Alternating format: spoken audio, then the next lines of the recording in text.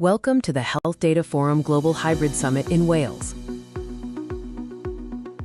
We are thrilled to announce the launch of the Health Data Forum Global Hybrid Summit, a landmark event bringing together the brightest minds in health data from around the world. In today's rapidly evolving world, health data is more crucial than ever. This summit will explore how data can transform healthcare, improve patient outcomes, and drive medical innovation. Prepare for engaging keynotes, interactive workshops, and unparalleled networking opportunities. You'll gain insights into the latest trends, technologies, and ethical considerations in health data. This summit is for healthcare professionals, data scientists, researchers, policymakers, and anyone passionate about the future of health data. Whether you prefer to join us in person or virtually, our hybrid format ensures accessibility for everyone. Experience the summit from anywhere in the world. And for those joining us in person, prepare to be captivated by the beauty of Wales, our incredible host nation, offering a unique blend of history, culture, and natural splendor.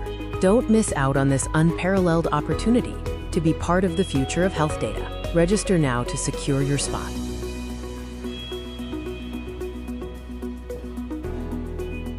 Thank you for considering the Health Data Forum Global Hybrid Summit. We can't wait to welcome you.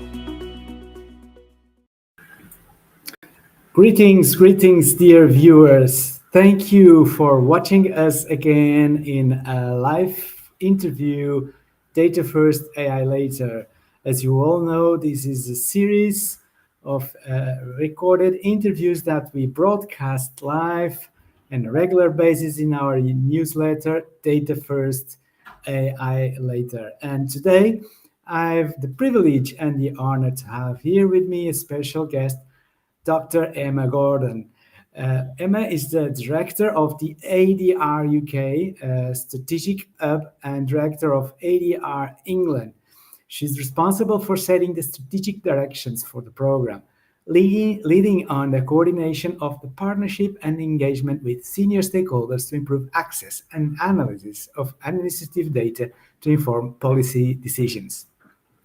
She's also part of ADR UK Leadership Committee and the editor-in-chief of International Journal of Population Data Science.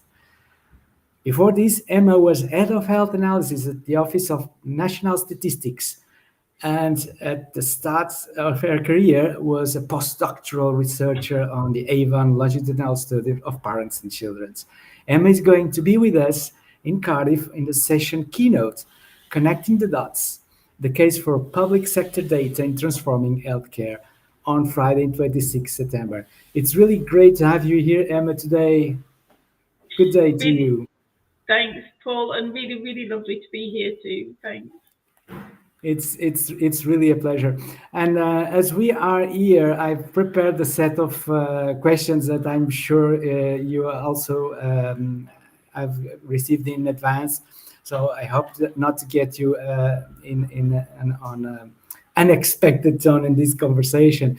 But basically, Emma, we are curious to know what inspired your transition from public service and academia to leading the ADR UK program. Sure, that's a really good question. So yeah, I worked as an academic researcher for about 10 years and then joined the civil service where I worked for about 14 years. And across both roles, I was sort of on one side and then the other of, how to get access to data to do really important research. And just before I left the civil service, I worked in the Treasury in the UK for 4 years. And it was in a really interesting sort of cross-government role, supporting government economists and social researchers to be able to do their research well. And across all three types of roles, it was a common feature that it was really hard to get access to data because none of the systems and services were set up correctly. So as an academic researcher, I was engaging directly with the data owner, and it was very much on the case of, well, have we done this kind of data sharing before? What do you think about it? Is there a precedent? If not sure, that kind of thing. And then, as ONS, as a gatekeeper of the data, again, setting up processes and protocols that, obviously ONS as a data owner needs to be quite cautious because they hold heck of a lot of really important data. But again, it's sort of helping decision makers make sense of data requests when they can be very, very different from one day to the next. And in Treasury, just finding out how difficult it was to share data across government. All academic researchers assume that all government analysts have brilliant access to data. They generally do to their own data, but it's really difficult, again, to do that sort of cross-sectoral data linkage and analysis. So when I heard that the Economic Social Research Council had a budget to do a pilot programme, really, really well funded, £44 million over 3 years, and this is back in 2018, to really help fix some of the systemic problems of why this is difficult. I absolutely jumped at the chance to get involved, and I was the first director of ADI UK, and I'm still the director so many years on, and it's the best job there is, and I couldn't be more proud of what we've achieved over those 7 years. Oh, thank you so much for sharing, Emma, and I'm sure the success of your organization relies a lot also on the person you are. We'll go in that in a few minutes, but let me first understand, what do you see as the biggest opportunities and challenges in unlocking public sector data for societal good? So I think the biggest opportunities, and bearing in mind in the economic social research world, generally, the traditional way that researchers would do quantitative analysis is by surveys. But everybody knows that surveys have biases because some people are more likely to engage than others, particularly in the longer term studies, like the ALSPAC study that I did my postdoc on at the University of Bristol. And unfortunately, there's the particular groups in society that you could argue we should be focusing most on because they potentially have the highest needs are often the groups that find it most difficult to stay in studies like that, just because they have complex lives and they have other priorities. Absolutely understandable. But the beauty of administrative data is any interaction between a person and the government service that administrative data is being pulled from, that interaction is captured. And if you can link that data to other forms of administrative data or census data, which has fantastic information about demographics of the population, you can really gain some deep insights that would not be available to you if you're only analysing survey data. On the challenges, I'd say we've made some fantastic progress in linking some forms of data. For example, our relationship with the Ministry of Justice for England and Wales has opened up a whole suite of cross-justice linked data sets. However, there's a parliamentary inquiry fairly recently that it became clear that the Ministry of Justice doesn't know how many people who end up in prison, for example, have a mental health diagnosis. That's really, really critical information because it tells you, if you understand who the people are that are going to prison, you can start tracking back and think, well, why is this bad outcome there for those people and society, and how do we address that? And linking health data to other forms of administrative data is still really, really challenging, particularly in England. In other parts of the UK, it's a bit easier, but to really build those pictures of people's lives and understand, how one service might be impacting on the delivery of another, that's really, really challenging still. That's amazing. Thanks for sharing. And Emma, can you share with us one recent project or achievement at the ADR UK that makes you especially proud today? Sure. So one of our research fellows in ADR England, Dr. Hope Kent from the University of Exeter, has been looking at the double disadvantage of poverty and neurodevelopmental delay. And it's a really, really important thing to look into, because as work from other countries has shown, such as New Zealand, people who have multiple disadvantages are much more likely to end up in the justice system and end up in prison, unfortunately. And if you listen to some of our politicians, then you think, well, it's just easy. People shouldn't, commit crimes. But it is more complex than that. And really understanding, where society and government services might be letting people down. For example, if a child can't read or write by the time they leave school, then opportunities are quite limited to them. And understanding how to support those children better so that they leave school with better life chances is incredibly important. And again, we've not really been able to do this kind of analysis before, just using survey data. So it's absolutely fantastic that we can do research like this. And I do encourage everybody to look at Hope Kent's paper. But yeah, really, really important research that's really shining a light on those with most needs in society. That's really, really amazing. Thanks for sharing.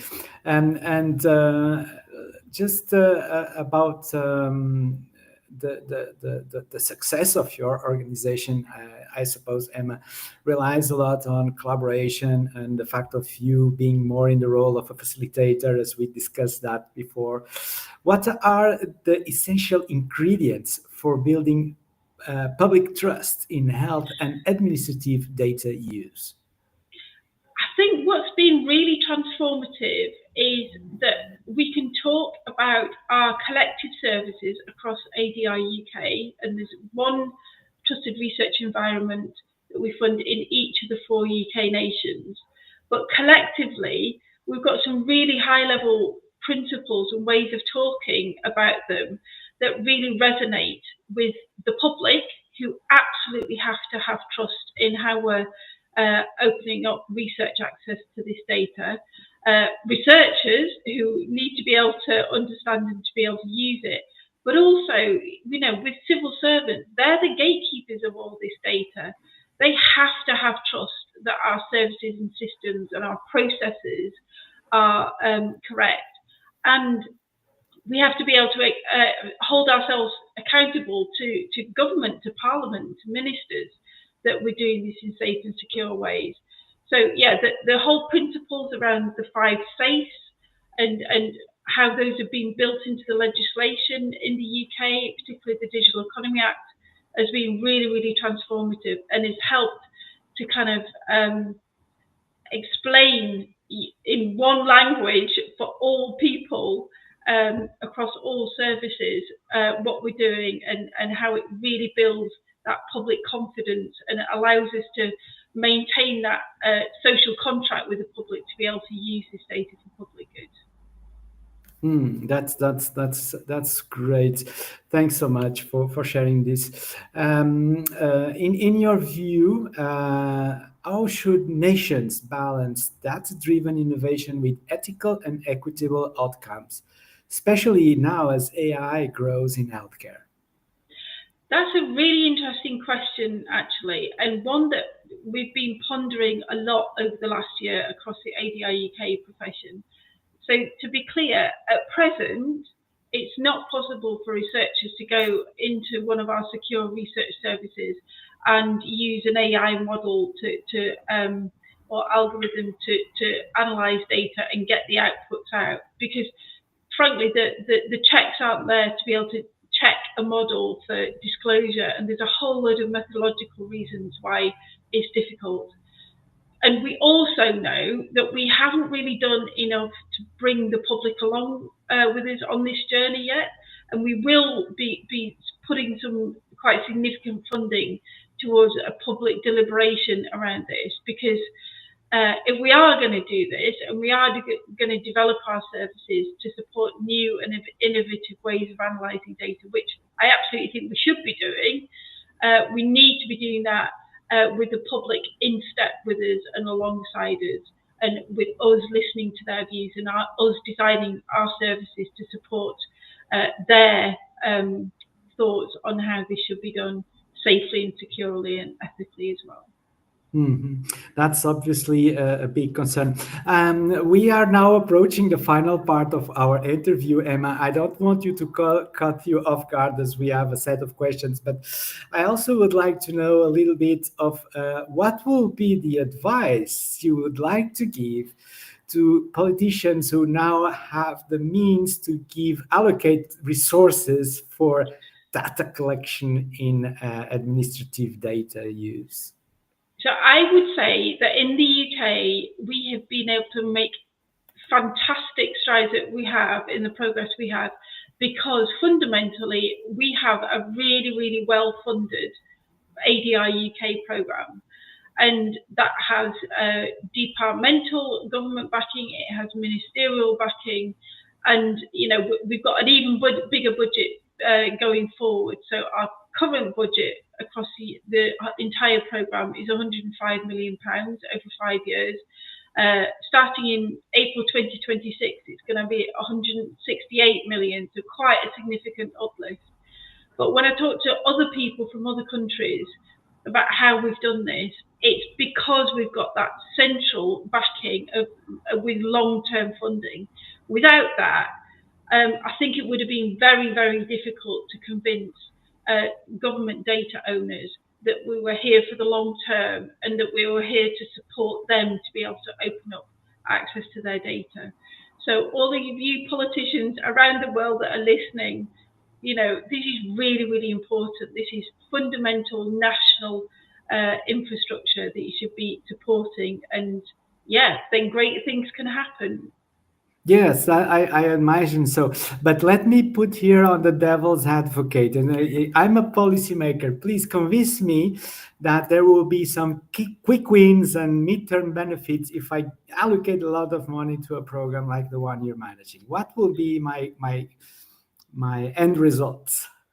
So really, really good question. And there was a program that ran before ADI UK that ESRC ran that kind of fell into this trap of not sort of going full circle and supporting the data owners with products and the outputs from research and feeding that back into policy making. And across ADI UK, we really, really work hard at this. So we run a whole series of mini conferences. We link up our funded research fellows with our government civil servants so that they can be feeding their insights back into policy making. We have civil servants involved in the design of our research fellowship calls so that they can be inputting into the types of questions that can be answered from the data and the types of questions that are particularly pertinent to be that government want answered at the moment. So it's genuinely trying to create that feedback loop. So it's not a one-way process. It's not a one-way system where researchers get access to data and then, complete their own pet projects, which we absolutely want to support as well. But to make the system work, we know that we have to allocate the small amount of research funding that we do have to supporting research that goes into informing government priorities for analysis. And it's working. Government departments really like working with us because we're providing that feedback. And it's about building trust across the sectors as well. And some departments have been on a very long journey with us in this. I mentioned Ministry of Justice. 7 years ago, they didn't have any mechanism to give researchers access to data. And now they're giving access to all of it, through our secure research service that ONS run. But also they've got those links with a whole suite of researchers who are now supporting them and advising them in their decision making. That's lovely. But before we go, let me also ask you to give us a little bit of an insight of what's going to be the focus of your keynote talk on in Cardiff on our Hybrid Summit later this month. Yeah, so I'm going to be talking about some great examples from ADR Wales of where it all started, and Wales has been a real beacon of hope for linked administrative data researchers, because they had a good head start with the SAIL data bank that's been running for over 2 decades now. But with our support and our funding, they've been able to expand and take in new forms of data, administrative data from across government, and link that as well. So it's fantastic examples coming out of Wales. But I will also be, very open about where the challenges still are, looking back at some historical examples where it was really, really important to find links, for example, between particular occupations and cancer risks, and challenging us to think, well, would it be any better now? And a whole suite of other examples as well, and be packed full of showcasing fantastic research from across the UK. That's amazing. Thank you so much, Emma, for sharing this with us. The last question before we go, because I'm sure that we are being watched by early career professionals aiming to make a difference with data in the public sector. What will be your advice for such professionals? I would absolutely say get involved. So we've got a whole training hub on our website, adruk.org, and there's a huge amount of information, and all the way from just introductory videos through to you can sign up to go on coding courses, on courses related to the analysis of specific linked data sets that we provide access to. And, just think of it in terms of, decades ago, there were people who were building their careers with on the back of brand new longitudinal studies. Well, there's a whole generation of researchers that are the very first researchers of these new linked administrative data sets, who will be the professors and champions of research for tomorrow and decades to come. So, there's huge resources out there. Please do get involved. It's really, really exciting time to be one of the first researchers analysing this kind of data in the UK. That's really great. I am sure that you're going to be listening here with our viewers. Thank you so much, Emma, for sharing this part of your day with us.